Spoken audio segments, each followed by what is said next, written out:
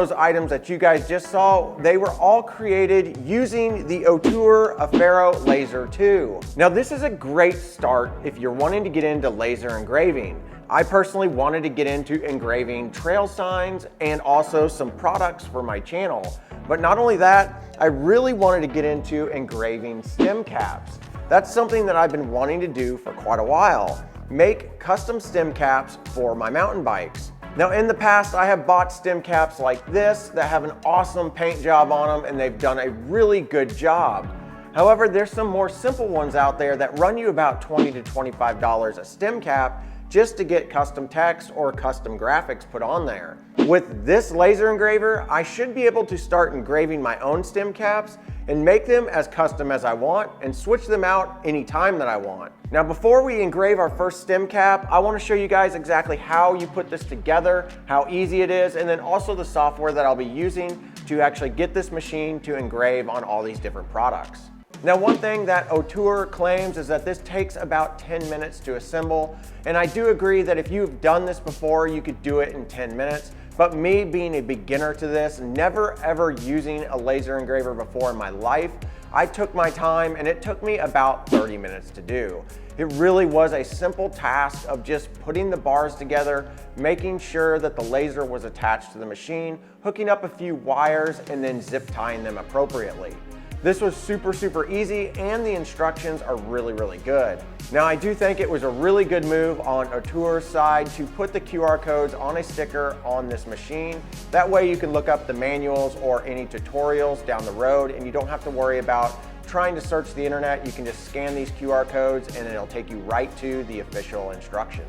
Now a few stats about this model. This model does go quite a bit faster than their previous version. They claim that this will do up to 15,000 millimeters per minute, which is crazy fast. The fastest that I've gotten this up to is around 9,000 millimeters per minute, and that seemed to be plenty fast, and I felt like it was pretty accurate in the way that it was actually engraving. Now they claim that you can do that 15,000 millimeters per minute based off a new motion algorithm that they programmed into the motherboard that communicates to the 4 motors that are located on the machine.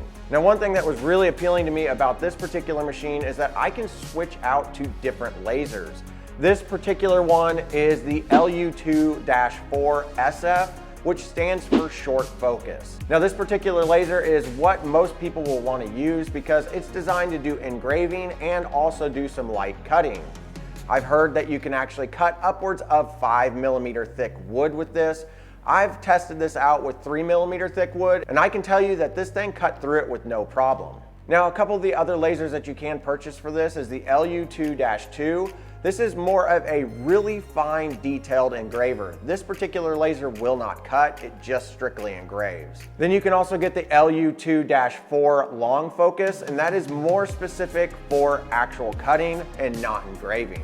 And then they have the big boy, the LU2-10A. That is the most powerful laser that they offer on this machine, and it is strictly designed for cutting. You could probably do some laser engraving with it, being that you could turn down the actual power of the laser, but that one will actually go upwards of 10 millimeters thick in wood and 8 millimeters thick in acrylic. Now at the time of recording this on Sinismall.com, you can actually pick up one of these Aufero 2 lasers for right around 200 bucks. Now these typically run with the short focus laser that I've got on here right around $370. And I would say about $370 is a pretty good price point for what all this thing can actually do. But at 200 bucks, that's almost a steal. One of the things I really appreciate is this magnetic little safety guard. Now these lasers do produce UV radiation type light, and it's really damaging to your eyes if you look at it without some safety goggles on. They do supply you with some safety glasses and this little protector that easily magnetically attaches to the laser. Now there may be moments whenever you can't use this particular protector, you do want to put on those safety goggles, and for anybody who comes in the room, they're going to want to have those on also. Now whenever you actually go to use this machine, you're going to want to have it in a well-ventilated area. When you're engraving in wood, obviously you're going to have some smoke and you're going to have that burnt smell, so you're not going to want to use this in your house unless you have an enclosure with an exhaust vent.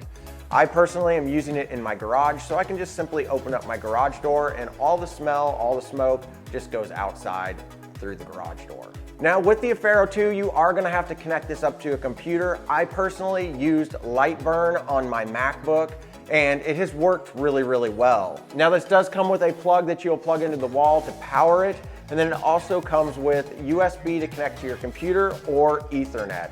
So you can decide which one you want to connect with. I just went with USB because that's what came in the box. So with Lightburn being similar to the vinyl cutting software that I had used in the past, I was actually able to get my first engraving done really quickly. Now one thing you want to keep in mind, this particular laser engraver doesn't have any limit switches on it. So you're going to have to actually home in where you want that laser to be. So I just set in the software to center on the project. I found my center point, and then you can actually do a framing process to frame in where this thing is going to engrave. And with that, it was super helpful. So on something round like this, I could choose the round frame and it would go around the outside of it, letting me know that I was within the bounds of where I wanted to be. So now that I've engraved in wood and I've done a few cutting things with wood, I wanted to try out some metal. And I didn't want to quite engrave on the headset stem caps just yet. So I bought these little metal aluminum blanks that are kind of coated with paint, or maybe it's powder coat. And I thought this would be a good representation of what a stem cap would be like. Now, one thing to take note, this particular laser, the LU2-4 short focus, it's not going to be able to cut into or engrave into aluminum or steel. Now, stainless steel or any type of metal that has been painted or coated, it can actually engrave into that material. So this being an aluminum blank that's painted, it actually worked perfectly. So this is what I wanted to engrave on my stem caps. It says drop-in crew, and then there's 4 little Marin rift zones around the outside. And I was super impressed with how this engraved because honestly, I didn't think that it was going to be able to do the bikes at all. I thought they were way too small. You can actually see the spokes that are on the wheels.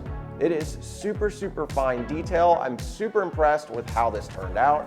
So now I guess the only other thing I need to do is to actually test this on a stem cap. So the first stem cap that I engraved turned out like this. It is a matte finish stem cap and it is rounded. You can see that it's got a kind of round shape.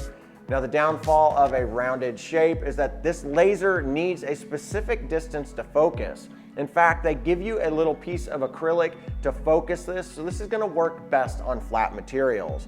And I think that's where you kind of see the different in level of engraving on it. Some of it looks darker and some of it looks lighter, and that's because it's losing its focus as it gets down a little bit further. But also this thicker powder coat matte material seemed to be a little bit harder for it to actually engrave in. Now, if it was flat, I don't think it would have any issues whatsoever. But then I engraved in one that was also a rounded shape, very similar top cap, but it was a matte paint finish, and it did an awesome job on this. I'm really impressed with it. One thing I didn't do, which I wish I would have done on this one, is do a crosshatch, which basically goes back over the laser engraving, but the opposite direction to give it more of a crisp look. But this one turned out really, really good. Now I tried to do a more detailed, trickier writing style on this, and it turned out pretty cool. However, it did do the fade thing similar to what the matte version did, but I actually kind of like it. It almost looks like it was intentionally done. So it's all about getting the power settings right and getting the focal length right whenever you're doing something that's going to be curved like this. I did order a whole bunch of flat stem caps similar to this one. See how this one is really flat at the top? And that's what I want to start engraving on. And this one did a really good job of being flat. I was a little bit off on my alignment. I thought I had it dialed in perfectly, but these are all tricks that I have learned as I've been using this over the last several weeks of how to dial in and center things perfectly. That's where you want to get a whole bunch of test materials like these little aluminum blanks, or maybe just some wood round pieces or some business card stock style wood that you can practice engraving in, because you want to be able to hone in and dial in exactly how this machine is going to work. But these flat stem caps turned out exactly how I would like them to. Like I said, I bought a whole bunch of these, but unfortunately they didn't make it in time for this video. So I was only able to engrave one flat one.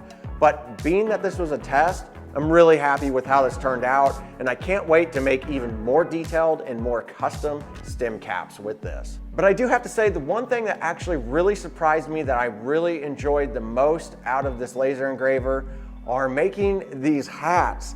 I made these hats for my channel. I had originally ordered some hats off of Etsy where somebody had done some laser engraving, and so I had the idea to go ahead and try out my own.